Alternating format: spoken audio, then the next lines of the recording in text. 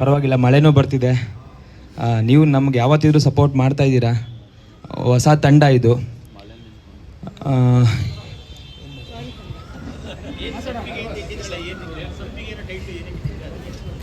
Sir, ಸಂಪಿಗೆ ಬಂದು ಯಾರು ಮೆಚ್ಚಲಾರದ ಹೂವೊಂದು ಶಿವ ಮೆಚ್ಚಿದನಂತೆ ಅಂತ ತಿತ್ತು ಫಸ್ಟು. ಯಾರು ಮೆಚ್ಚಲಾರದ ಹೂವನ್ನು ವಿಷ್ಣು ಮೆಚ್ಚಿದನಂತೆ. ಅದೇ ಸಂಪಿಗೆ. ಇದು ಸಂಪಿಗೆಗಾಗಿ ಕದನ ಅಂತ ಒಂದು ಕಾನ್ಸೆಪ್ಟ್ ಸರ್ ಇದು.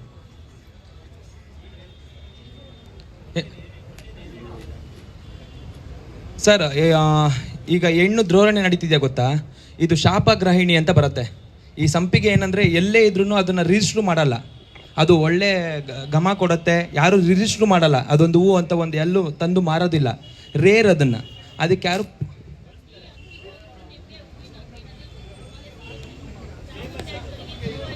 ಇಷ್ಟ ಆದರೆ ಅದಕ್ಕೆ ಯಾರು ಇನ್ನೂ ಅದಕ್ಕೆ ಒಂದು ರೇರಾಗಿ ಸಿಗಲ್ಲ, ಅದು ಎಲ್ಲೂ ಸಿಗೋದಿಲ್ಲ.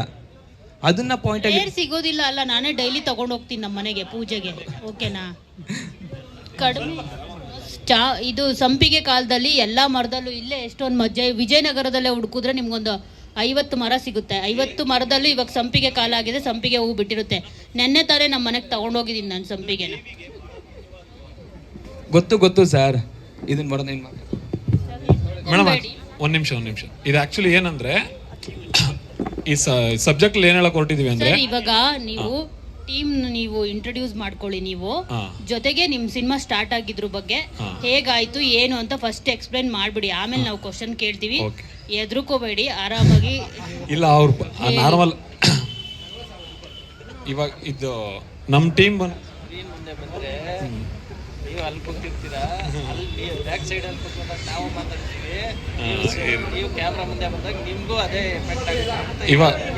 ಇವಾಗ ಮೇಡಮ್ ಒಂದು ಫಸ್ಟು ನಾನೇ ಮಾತಾಡೋಕೆ ಶುರು ಮಾಡ್ತೀನಿ. ಫಸ್ಟ್ ನನ್ನ ತಂದೆ ತಾಯಿ ಸ್ಥಾನದಲ್ಲಿ ನೋಡೋಂಥ ನನ್ನ ದೇವ್ರ ದರ್ಶನ್ ಸರ್, ಆಗ ಇಲ್ಲಿ ಬಂದಿರೋಂಥ ನೀವುಗಳು, ದರ್ಶನ್ ಸರ್ ಫ್ಯಾನ್ಸ್ಗಳು ನನಗೆ ಸಪೋರ್ಟ್ ಮಾಡೋಕ್ಕೆ ಅಂತ ಇರೋಂಥ ಎಲ್ಲ ಕಡೆಯಿಂದ ನಮ್ಮ ಅಣ್ಣಂದ್ರೆ ಎಲ್ಲರೂ ಬಂದಿದ್ದಾರೆ. ಅಣ್ಣ ನಿಮ್ಮೆಲ್ಲರಿಗೂ ಥ್ಯಾಂಕ್ಸ್ ಹೇಳ್ತಾ, ಸಂಪಿಗೆ ಅನ್ನೋ ಸಬ್ಜೆಕ್ಟ್ ನಾವು ಏನಕ್ಕೆ ಚೂಸ್ ಮಾಡಿದ್ವಿ ಅಂದರೆ, ಬಿಕಾಸ್ ಇವಾಗ ಹೆಣ್ಮಕ್ಳಿಗೆ ನೀವು ಎಷ್ಟೇ ಸಲನೂ ಇದಾಗಬಾರ್ದು ಅಂತಿದ್ರು ಅಫ್ಕೋರ್ಸ್ ಅದು ಆಗ್ತಾ ಇದೆ. ರೀಸೆಂಟಾಗಿ ಎಲ್ಲೋ ಒಂದು ಕಡೆ ಒಂದು ಹುಡುಗಿನ ಕರ್ಕೊಂಡು ಹೋಗ್ಬಿಟ್ಟು ರೇಪ್ ಮಾಡಿ ವಿಡಿಯೋ ಮಾಡಿಬಿಡೋ ಲೆವೆಲಿಗೆ ಹೋಗ್ತಾ ಇದೆ. ಬಿಕಾಸ್ ಸಂಪಿಗೆ ಅನ್ನೋದು ಹೂವು ಅಂದರೆ ಅದೊಂದು ಹೆಣ್ಣು. ಆ ಹೆಣ್ಣನ್ನು ಇದ್ರಲ್ಲಿ ನಾವೇನು ಹೇಳಕ್ ಹೊರಟಿದ್ವಿ ಅಂದರೆ, ಕೆಲವೊಬ್ರು ಮಾತಾಡ್ಸಾಯ್ತಾರೆ, ಕೆಲವೊಬ್ರು ಮುಟ್ಟಕ್ಕೆ ಹೋಗಿ ಅಂದರೆ ಅನುಭವಿಸ್ತವ್ರು ಸಾಯ್ತಾರೆ, ಮಾತಾಡಿದವರು ಸಾಯ್ತಾರೆ. ಆ ಒಂದು ಸಾರಾಂಶ ಇಟ್ಕೊಂಡು ಸಿನಿಮಾ ಮಾಡ್ತಾ ಇದ್ದೀವಿ. ಬಿಕಾಸ್ ಇದು ಕಂಟೆಂಟ್ ವೈಸ್ ಹೇಳಬೇಕು ಅಂದರೆ ಒಂದು ಹೆಣ್ಣಿನ ಬಗ್ಗೆ, ಸಂಪಿಗೆ ಅನ್ನೋದೊಂದು ಹೂವು, ಅದನ್ನು ಒಂದು ಹೆಣ್ಣಿಗೆ ಹೋಲಿಸಿ ಆ ಮಹತ್ವ ಏನಿದೆ ಅಂತ ತೋರ್ಸಕ್ಕೆ ಹೋಗ್ತಾರೆ ಅಂತ ಸಿನಿಮಾ. ಅದಾದಮೇಲೆ ಇವಾಗ ಇದ್ರಲ್ಲಿ ಆರ್ಟಿಸ್ಟ್ ನಮ್ಮ ಡೈರೆಕ್ಟರ್ದೊಂದು ಅಂದರೆ ನಮ್ಮ ಡೈರೆಕ್ಟರ್ ಕಥೆ ವೈಸ್ ಟೆಕ್ನಿಕಲ್ ವೈಸ್ ಎಲ್ಲ ತುಂಬ ಸ್ಟ್ರಾಂಗು. ಬಟ್ ಅವ್ರಿಗೆ ಏನಾದರೂ ಸ್ವಲ್ಪ ಜಾಸ್ತಿ ಕ್ಯಾಮ್ರಾಗಳೆಲ್ಲ ನೋಡ್ಬಿಟ್ರೆ ಸ್ವಲ್ಪ ನರ್ವಸ್ ಆಯಿತು. ಸ್ವಲ್ಪ ಸ್ಟಾರ್ಟಿಂಗ್ ಪ್ರಾಬ್ಲಮ್ ಅವ್ರಿಗೆ. ಸೊ ಅದರಿಂದ ಸ್ವಲ್ಪ ನರ್ವಸ್ ಆದರು. ಅದಾದಮೇಲೆ ಇವರು ಗಿರಿಯಣ್ಣ ಅಂದ್ಬಿಟ್ಟು ನಮ್ಮ ಅಣ್ಣ, ನನ್ನ ಟೀಚರ್, ಎಲ್ಲನೂ ನನ್ನ ಸಿನಿಮಾ ಡೈರೆಕ್ಟ್ರು ಎಲ್ಲ. ಅದಕ್ಕಿಂತ ಹೆಚ್ಚಾಗಿ ಒಬ್ರು ಗುರು ನನಗೆ, ರುದ್ರಣ್ಣ ಅಂದ್ಬಿಟ್ಟು. ಎಲ್ಲರದು ಒಂದು ಟೀಮ್ ಜರ್ನಿ ಬಂದ್ಬಿಟ್ಟು ಒಂದು 8 ಇಯರ್ಸ್ ಜರ್ನಿ. 8 ಇಯರ್ಸ್ ಜರ್ನಿಲಿ 2-3 ಸಿನಿಮಾ ಎಲ್ಲ ಪ್ಲಾನ್ ಮಾಡ್ಕೊಂಡ್ವಿ. ಬಿಕಾಸ್ ನಾವು ಬರೀ ಸಿನಿಮಾ ಮಾಡಬೇಕು ಅಂತ ಬಂದಿದ್ರೆ ಇಷ್ಟೊತ್ತಿಗೆ 4-5 ಸಿನಿಮಾ ಮಾಡಿರ್ತಿದ್ವಿ. ಬಿಸ್ನೆಸ್ ಮಾಡಬೇಕು. ಇವತ್ತು ಕನ್ನಡ ಇಂಡಸ್ಟ್ರಿ ಮಾರ್ಕೆಟ್ ಹೆಂಗಾಗಿದೆ ಅಂದರೆ, ಹೊಸಬ್ರಿಗೆ ದುಡ್ಡು ಹಾಕಿದ್ರೆ ದುಡ್ಡು ಬರಲ್ಲ, ಸಿನಿಮಾ ಮಾಡೋಕ್ಕೆ ಆಗ್ತಾ ಇಲ್ಲ. ಹೊಸಬ್ರುಗಳಿಗೆ ಆ ಪೇನ್ಗಳು madam. As a director, as a artist ಆಗಿ ಒಬ್ರು ಪ್ರೊಡ್ಯೂಸರ್ನ ಅಪ್ರೋಚ್ ಮಾಡಿ ನಾನು ಕರ್ಕೊಂಬಂದು, ಸಾರ್ ಸಿನಿಮಾ ಮಾಡಬೇಕು, ಸಿನಿಮಾ ಅರ್ಧಕ್ಕೆ ತೊಗೊಂಬಂದ್ವಿ, ಮುಹೂರ್ತ ಆಯಿತು, ಒಂದು 20 ದಿನ ಶೂಟಿಂಗ್ ಮಾಡಿದ್ವಿ. ಅದಾದ್ಮೇಲೆ ಮತ್ತೆ ಪೇಮೆಂಟ್ ಇದು ಸ್ವಲ್ಪ ಎಕ್ಸ್ಟೆಂಡ್ ಆಯಿತು. ಇದೆಲ್ಲನೂ ಆದಮೇಲೆ ಥಿಯೇಟ್ರಿಗೆ ತೊಗೊಂಡ್ಮೇಲೆ ಇನ್ನೊಂದು ಥರ ಪ್ರಾಬ್ಲಮ್ಮು. ರೀಸೆಂಟಾಗಿ ದೊಡ್ಡ ಮನುಷ್ಯ ಅನ್ನೋದೊಂದು ಸಿನಿಮಾ ಪ್ರಾಬ್ಲಮ್ ಆಯಿತು. ಆ ಥರ ಸಾವಿರಾರು ಪ್ರಾಬ್ಲಮ್ಸ್ ಇರುತ್ತೆ. ಅದನ್ನೆಲ್ಲ ದಾಟಿ ನಾವು ಸಿನಿಮಾ ರಿಲೀಸ್ ಮಾಡಿದ್ಮೇಲೆ ಜನಗಳಿಗೆ ಅಲ್ಲಿ 2 ಥರ ಇರುತ್ತೆ. ಅಕಸ್ಮಾತ್ ಜನಗಳು ನಮ್ಮನ್ನು ತೊಗೊಳ್ಳಿಲ್ಲ ಅಂದರೆ, ಯಾಕಂದ್ರೆ ಜನಗಳಿಗೆ ಇಷ್ಟ ಆಗಿಲ್ಲ ಅಂದ್ರೆ ತೊಗೊಳ್ಳಲ್ಲ. ತೊಗೋಬೇಕು ಅಂತ ಹೇಳಕ್ಕೆ ನಾವು ಯಾರೂ ಅಲ್ಲ. ನಾವು ಅವ್ರಿಗೆ ಇಷ್ಟ ಆಗುವಂಥ ಸಿನಿಮಾ ಮಾಡಬೇಕು. ಯಾಕಂದರೆ ಅವ್ರು ಕಾಸು ಕೊಟ್ಟು ಸಿನಿಮಾ ನೋಡಬೇಕು ಅನ್ನೋದೊಂದು ರೀಸನ್ಗೆ ನಾವು ಸಿನಿಮಾ ಮಾಡೋದು. ಅದ್ರಲ್ಲಿ ನಾವು ಏನು ಮೆಸೇಜ್ ಕೊಡ್ತಾ ಇದ್ದೀವಿ, ಆ ಸಿನಿಮಾಯಿಂದ ಅವ್ರು ಏನು ತೊಗೊಂಡು ಹೋಗ್ತಾವ್ರು, ಏನೋ ಒಂದು ತೊಗೊಂಡು ಹೋಗೋಕ್ಕಾಗಿಲ್ಲ, ಮೆಸೇಜ್ ಹೇಳೋಕ್ಕಾಗಿಲ್ಲ ಅಂದರು ಆ 2.5 ಗಂಟೆ ಬಂದು ಆ ವ್ಯಕ್ತಿ ನಮಗೆ ಟೈಮ್ ಕೊಡ್ತಿದ್ದಾರೆ. ಅಷ್ಟು ಏನೋ ಸ್ಟ್ರೆಸ್ಸಲ್ಲಿ ಅವ್ರದ್ದೆಲ್ಲಾನು ಬಿಟ್ಟು ನಮ್ಗೆ ಬಂದು ಟೈಮ್ ಕೊಡ್ತಾವ್ರೆ ಅಂತಂದರೆ, ಆ ಟೈಮ್ನ ಅವ್ರು ಕೊಡೋವಂಥ ದುಡ್ಡನ್ನ ನಾವು ಫುಲ್ಫಿಲ್ ಮಾಡ್ತಾ ಇದೀವಿ ಅನ್ನೋ ಒಂದು ಇಂಟೆನ್ಷನ್ಸ್ ಇಟ್ಕೊಂಡು ನಾವೆಲ್ಲದಕ್ಕಿಂತ ಹೆಚ್ಚಾಗಿ ಸಿನಿಮಾ ಜೊತೆಗೆ ಬಿಸ್ನೆಸ್ ಮಾಡಕ್ಕೆ ಬಂದಿದ್ದೀವಿ.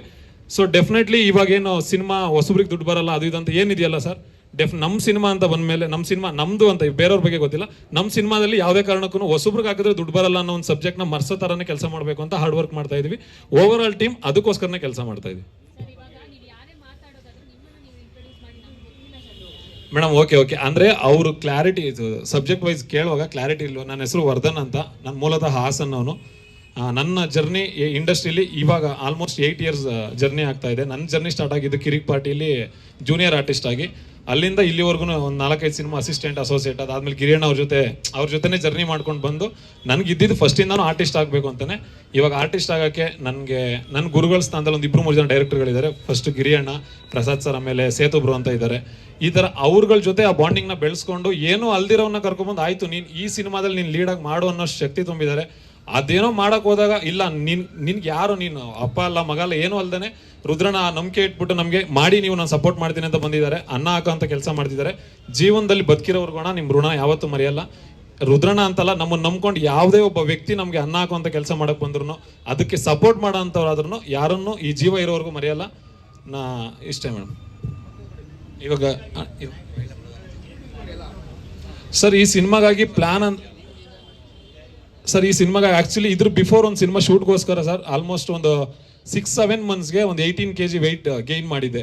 ಈ ಸಡನ್ ಆಗಿ ಇವಾಗ 1 ಮಂತಲ್ಲಿ ಶೂಟ್ ಸ್ಟಾರ್ಟ್ ಮಾಡಬೇಕು ಅಂತ 1.5 ಮಂತಲ್ಲಿ ಆಲ್ಮೋಸ್ಟ್ 12 kg ವೆಯ್ಟ್ ಲಾಸ್ ಮಾಡಿದ್ದೀನಿ ಸರ್. ಅದಾದ್ಮೇಲೆ ಪ್ರಿಪ್ರೇಷನ್ ರಿಹರ್ಸಲ್ಸ್ ನಡೀತಾ ಇದೆ. ಇದರಲ್ಲಿ ಫುಲ್ ಸಾಂಗ್ಸ್ ತುಂಬ ಡ್ಯಾನ್ಸ್ಗಳು ಈ ಥರದ್ದೇನಿಲ್ಲ. ಸಾಂಗ್ಸ್ ಇರುತ್ತೆ ಬಟ್ ತುಂಬ ಡ್ಯಾನ್ಸ್ಗಳೇನಕ್ಕೆ ಅಷ್ಟು ಯೂಸ್ ಆಗಿ ಡ್ಯಾನ್ಸ್ ಬೇಕು ಅನ್ನೋ ಥರದ್ದು ಏನಿಲ್ಲ. ಬಟ್ ಪ್ರಿಪ್ರೇಷನ್ಸ್ ಪರ್ಫಾರ್ಮೆನ್ಸ್ ವೈಸ್ ತುಂಬ ಹಾರ್ಡ್ ವರ್ಕ್ ಬೇಕಾಗುತ್ತೆ. ಅದ್ರ ಜೊತೆಗೆ ಆಸ್ ಎ ಟೀಮ್ ಇವಾಗ ಡೈರೆಕ್ಷನ್ ಡಿಪಾರ್ಟ್ಮೆಂಟಲ್ಲೂ ಸಮೇತ ಅಣ್ಣನ ಜೊತೆ ಕೂತ್ಕೊಂಡು ಡೈಲಾಗ್ಸ್ ಇರ್ಬೋದು ಅಥವಾ ಯಾವುದೇ ಕೆಲಸ ಆದರೂ ಸರ್. ಇವಾಗ ನಾನು ಆರ್ಟಿಸ್ಟ್ ಅಂದಮೇಲೆ ಅದೇ ಅಂತ ಇಲ್ಲ ಸರ್. ಇವಾಗ ಇಲ್ಲಿ ನೀವು ಬಂದು ನೋಡಿದ್ರಲ್ಲ, ಚೇರು ಟೇಬಲ್ ಎತ್ತಿಡ್ಬೇಕಂದ್ರೆ ಅದು ಕೆಲಸನ ಮಾಡಬೇಕು. ನಾನು ಬಣ್ಣ ಹಚ್ಕೊಂಡ ಕಲಾವಿದ, ಬಟ್ ಹಿಂದೆ ಒಬ್ಬ ಕೆಲಸಗಾರ ಕೆಲಸ ಮಾಡಕ್ಕೆ ನಾನು ರೆಡಿ ಇದ್ದೀನಿ ಸರ್. ಅನ್ನೋ ಪಾತ್ರ ಬಂದ್ಬಿಟ್ಟು ಸರ್ ಇವಾಗ ಆಲ್ಮೋಸ್ಟ್ ಹೆಂಗೆ ಅಂದರೆ ಇವಾಗ ಒಬ್ಬ ಪರ್ಸನ್ ನಾರ್ಮಲ್ ಆಗಿ ಒಬ್ಬ ಪರ್ಸನ್ ಒಂದು ಹೆಣ್ಣನ್ನ ತುಂಬಾ ಗೌರವದಿಂದ ಇಷ್ಟಪಟ್ಟರೆ ಆ ಕ್ಯಾರೆಕ್ಟರ್ ಹೆಂಗಿರುತ್ತೆ, ಅದನ್ನ ಉಳಿಸ್ಕೊಳ್ಳೋಕ್ಕೋಸ್ಕರ ಎಷ್ಟೆಲ್ಲ ಹೋರಾಡುತ್ತೆ. ಬಿಕಾಸ್ ಈ ತರ ಹೋಗುವಂತ ಕ್ಯಾರೆಕ್ಟರ್ ಸರ್.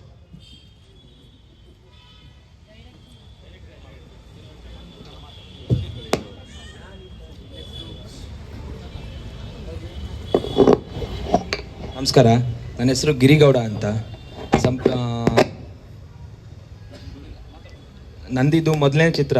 ನಾನು ಹೇಳ್ಬೇಕಂದ್ರೆ ಒಂದು 15-20 ಸಾಂಗ್, ಒಂದು ಆಲ್ಬಮ್ ಸಾಂಗ್ಸ್ ಅಂತ ಇಶಾನಿ ಆಗಿರ್ಬೋದು, ರಾಹುಲ್ ಡಿಟೋ ಆಗಿರ್ಬೋದು, ಇವ್ರದ್ದು ಎಲ್ಲ ಆಲ್ಬಮ್ ಸಾಂಗ್ಗಳನ್ನ ನಾನು ಡೈರೆಕ್ಟ್ ಮಾಡ್ತಿದ್ದೆ.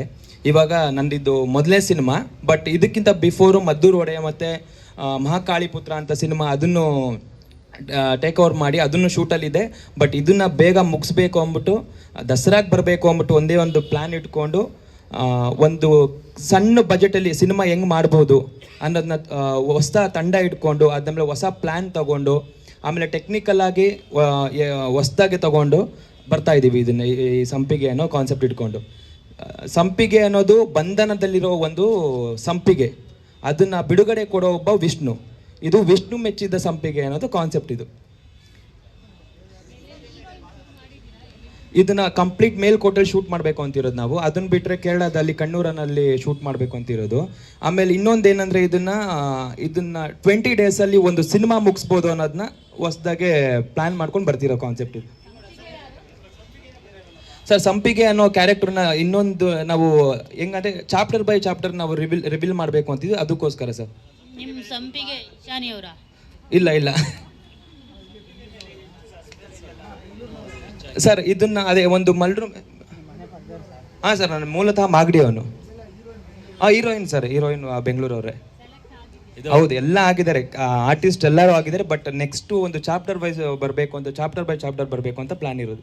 ಡೈರೆಕ್ಟ್ರೆ, ಆ ಸಂಪಿಗೆ ಮೇಲೆ ಕಲೆಗಳು ಹೆಚ್ಚಾಗಿದೆಯಲ್ಲ, ಏನು ಹೇಳುತ್ತದೆ ಸರ್? ಇದೊಂದು ಮಲ್ರು ಮಿಸ್ಟ್ರಿ ಕಾನ್ಸೆಪ್ಟ್ ಸರ್. ಇದು ಈ ಸಂಪಿಗೆ ಕ್ಯಾರೆಕ್ಟರ್ ಏನಿದ್ದಾಳೆ, ಅವಳು ಯಾವ ಥರ ಬಂಧನದಲ್ಲಿ ಇದ್ಲು, ಅವಳು ಹೆಂಗೆ ಈಚೆ ಬರ್ತಾಳೆ ಇದ್ರೊಳಗೆ ಅನ್ನೋದಕ್ಕೆ ವಿಷ್ಣು ಹೆಂಗೆ ಅದನ್ನು ಸಾಥ್ ಕೊಡ್ತಾರೆ ಅನ್ನೋದು ಒಂದು ಕಾನ್ಸೆಪ್ಟ್ ಸರ್. ಇದರಿಂದ ಏನಾದರೂ ಒಂದು ಪರಿಹಾರ ಇದೆಯಾ ಅಥವಾ ಇಶ್ಯೂ ಆಗಿದೆ ಅಂತ ಅಷ್ಟೇ ಹೇಳೋದಾಯ್ತು ಸರ್? ಇಲ್ಲ, ಪರಿಹಾರ ಇದೆ. ಇದನ್ನು ಹೆಂಗೆ ಬಿಡುಗಡೆ ಸಿಗತ್ತೆ, ಒಬ್ಬ ಬಂಧನದಲ್ಲಿರೋ ಒಬ್ಬ ಸಂಪಿಗೆಗೆ ಹೆಂಗೆ ಬಿಡುಗಡೆ ಸಿಗತ್ತೆ ಅನ್ನೋದು ಸಿಗತ್ತೆ ಸರ್. ಇಲ್ಲ ಸರ್, ಯಾವುದೇ ಥರನೂ ರಿಯಲ್ ಕಾನ್ಸೆಪ್ಟ್ ಥರ ಯಾವುದೂ ಇಲ್ಲ. ಇದು ನಮ್ಮ ಸವಿವಾಗಿ ಮಾಡಿರೋದು ಇದು. ಹೌದು ಸರ್, ಈ ದಸರಾಗೆ ಬರಬೇಕು ಅಂತ ಪ್ಲಾನ್ ಇರೋದು ಸರ್ ನಮ್ಮದು. ಇಲ್ಲ, ಒಂದೇ ಸಾಂಗ್. ನಾವು ಸಾಂಗು ಮೇಲೆ ಜಾಸ್ತಿ ಇದು ಕೊಟ್ಟಿಲ್ಲ, ಒಂದು ಸಾಂಗಲ್ಲಿ ಇಟ್ಕೊಂಡಿದ್ದೀವಿ ಅಷ್ಟೇ. ಕತೆ ಮೇಲೆ ಫೋಕಸ್ ಮಾಡಿದ್ದೀವಿ ನಾವು. 20 ದಿನದಲ್ಲಿ ಶೂಟಿಂಗ್ ಮಾಡುವಂತ ಎಲ್ಲ ಬಜೆಟ್ ಪ್ಲಾನ್ ಹೇಗೆ ಅದು actually? Sir plan proper plan ಇದ್ದಾಗ ನಮಗೆ ಸರ್ 40 ದಿವಸ 50 ದಿವಸ ಬೇಕಾಗಿಲ್ಲ ಸರ್. ಆರ್ಟಿಸ್ಟ್ ಆಗಿರ್ಬೋದು, ಟೆಕ್ನಿಕಲ್ ಡಿಪಾರ್ಟ್ಮೆಂಟ್ ಆಗಿರ್ಬೋದು, ಪ್ರಾಪರ್ ಪ್ಲ್ಯಾನ್ ಆಗಿದ್ರೆ ಫಸ್ಟೇ ಬಿಫೋರೇ ಶೂಟಿಗಿಂತ ಮುಂಚೆ 10 ದಿವಸದಲ್ಲೂ ಮುಗಿಸ್ಬೋದು ನಾವು ಕರೆಕ್ಟಾಗಿ ಪ್ಲ್ಯಾನ್ ಮಾಡಿದ್ರೆ. ಸುಮಾರು ಸೀನ್ ಬರ್ಕೊಂಡು ಹೋಗ್ಬಿಟ್ಟು ಅಲ್ಲೋಗಿ ಟ್ರೈ ಮಾಡೋಣ ಅದಲ್ಲ ಸರ್. ನಮ್ಗೆ ಸಿನಿಮಾಗೆ ಏನು ಬೇಕು, 2 ಗಂಟೆ ಜನಗಳಿಗೆ ಏನು ಎಂಟರ್ಟೈನ್ಮೆಂಟ್ ಮಾಡಬೇಕು ಅಷ್ಟು ಸಿಕ್ಕಿದ್ರೆ ಸಾಕಾಗಿತ್ತು ನಮಗೆ. ಅದನ್ನು ಪ್ಲ್ಯಾನ್ ಇದೆ ಸರ್. ಇನ್ಯಾರಿದ್ದಾರೆ ಆಕ್ಟರ್? ಸರ್ ಇದರಲ್ಲಿ ಒಂದು 10 ಜನ ಇನ್ನ ರಿವೀಲ್ ಮಾಡೋದಿಲ್ಲ. ಬಟ್ ಇವಾಗ ವರ್ಧನ್ ಅಂದ್ಬಿಟ್ಟು, ದರ್ಶನ್ ಅಂದ್ಬಿಟ್ಟು, ಪ್ರಜ್ವಲ್ ಅಂದ್ಬಿಟ್ಟು, ಪ್ರವೀಣ್ ದಾವಣಗೆರೆ ಅಂದ್ಬಿಟ್ಟು ಇಷ್ಟು ಜನ ಕ್ಯಾರೆಕ್ಟರ್ ಇದ್ದಾರೆ ಸರ್ ಇಲ್ಲಿ. ಇವ್ರದ್ದು ಫಸ್ಟ್ ಚಾಪ್ಟರಲ್ಲಿ ನಾವು ರಿಲೀಸ್ ಮಾಡ್ತೀವಿ ಇನ್ನು ಸದ್ಯದಲ್ಲೇ ಒಂದು ಟೀಸರ್ ಆಗಿ.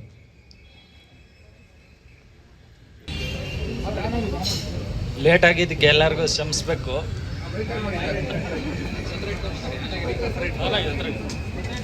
ಮೀಡಿಯಾದವರೆಲ್ಲ ಶ್ರಮಿಸ್ಬೇಕು ಅಂತ ಕೇಳ್ಕೊತೀವಿ. ಹಾಂ, ಕರೆಕ್ಟಾಗಿ ಬಂದಿದ್ಯಾ? ಬರಲ್ಲ ಬಿಡಿ, ಮಾತಾಡಿ ಇವರೇ ಅವ್ರು ಹೆಂಗೆ ಹೇಳ್ತಾರೋ ಹಂಗೆ ನಮ್ಮದು ಪ್ರೊಡ್ಯೂಸರ್ ರೆಡಿ ಇದೆ. ಏನು ಹಾಕೊಂಡಿದ್ರಿ ಪ್ರೊಡ್ಯೂಸರ್ ಬಜೆಟ್ ಎಷ್ಟು ಬಜೆಟ್ ಅನ್ಕೊಂಡಿದ್ದೀರಾ? ಇವಾಗ 1.5 ಕೋಟಿ ಅಂತ ಹೇಳಿದ್ದಾರೆ. ಹಾಂ, ಹೆಚ್ಚಾದರೂ ಆಗ್ಬೋದು, ಕಡಿಮೆ ಆದರೂ ಆಗ್ಬೋದು. ಅದು ಅವ್ರ ಮೇಲೆ, ಡೈರೆಕ್ಟರ್ ಮೇಲೆ ಡಿಪೆಂಡು. ತಾವೇನು ಬಿಸ್ನೆಸ್ ಮಾಡೋದು? ನಮ್ಮದು ಸ್ವಂತ ಬ್ರೆಡ್ ಫ್ಯಾಕ್ಟ್ರಿ ಇದೆ. ಹಾಂ, ಬ್ರೆಡ್ ಫ್ಯಾಕ್ಟ್ರಿ. ಹಾಂ, ನೀವೇ ನಾವು 10 ವರ್ಷದಿಂದ ಪ್ಲ್ಯಾನ್ ಮಾಡ್ತಾ ಇದ್ದೀವಿ ಮೇಡಮ್. ಫಸ್ಟ್ ಸಿನಿಮಾಗೆ ಇವ್ರು ಡೈರೆಕ್ಟರ್ ಆಗಿದ್ರು. ಸಿನಿಮಾ ಮಾಡಿಲ್ಲ, ಇನ್ನ ಪ್ಲ್ಯಾನ್ ಮಾಡ್ತಾ ಇರೋದು. 10 ವರ್ಷದಿಂದನೂ ನಾವು ಇದೇ ಫೀಲ್ಡಲ್ಲಿ ಇದ್ದೀವಿ. ಅಲ್ಲಪ್ಪ, 10 ವರ್ಷದಿಂದನೂ ಪ್ಲಾನ್ ಮಾಡ್ತಾ ಇದ್ದೀರಾ? ಹಾಂ ಇಲ್ಲ 10 ವರ್ಷದಿಂದ ಪ್ಲ್ಯಾನ್ ಮಾಡ್ತಾ ಇದ್ದೀವಿ. ಇವ್ರದ್ದೊಂದು ಸ್ಕ್ರಿಪ್ಟ್ ಇದೆ. ಹಾಂ, ನನ್ನ ತಮ್ಮ ಇವನೇ ಹೀರೋ ಆಗಿ ಮಾಡಬೇಕಾಯ್ತು ಫಸ್ಟ್ ಸಿನಿಮಾಗೆ. ಇವಾಗ ಈ ಸಿನಿಮಾ ಟೇಕ್ ಓವರ್ ಮಾಡ್ತಾ ಇದ್ದೀವಿ. ಸ್ಕ್ರಿಪ್ಟ್ ಓಕೆ ಆಗಿಲ್ಲ ಅಂದರೆ ಯಾವ ಸಿನಿಮಾನೂ ನಾನು ಓಕೆ ಮಾಡೋದು ಇಲ್ಲ. ಈ ಸ್ಕ್ರಿಪ್ಟ್ ಓಕೆ ಆಗಿರೋದಕ್ಕೇ ಮೂವ್ ಮಾಡ್ತಾ ಇದ್ದೀವಿ. ಅಲ್ಲಿ ಈಗ 10 ವರ್ಷದಿಂದ ಪ್ಲಾನ್ ಮಾಡ್ಕೊಂಡು ನೀವು ಹೀರೋ ಆಗಬೇಕು ಅನ್ಸಿಲ್ವೇನ್ರಿ? ಇಲ್ಲ ಸರ್, ಹೀರೋ ಆಗಬೇಕು ಅಂತ ಹಂಗಿಲ್ಲ. ಮತ್ತೆ ಪ್ರೊಡ್ಯೂಸರ್ ಆಗಿರ್ಬೇಕು ಅಂತ ಅಂದ್ಕೊಂಡಿದ್ದೀವಿ. ಒಂದೇ ಇರೋದು. ಅದರಲ್ಲೇ ಸಂಪಾದನೆ ಮಾಡಿ ಹಾಕ್ಬೇಕು ಅಂತ ಏನಿಲ್ಲ ಮೇಡಮ್. ಇಲ್ಲ, ಬೇರೆ ಬಿಸ್ನೆಸ್ಗಳು ಇದೆ ಸದ್ಯಕ್ಕೆ, ಅದನ್ನೇ ಹೇಳ್ತೀವಿ. ಹಾಂ,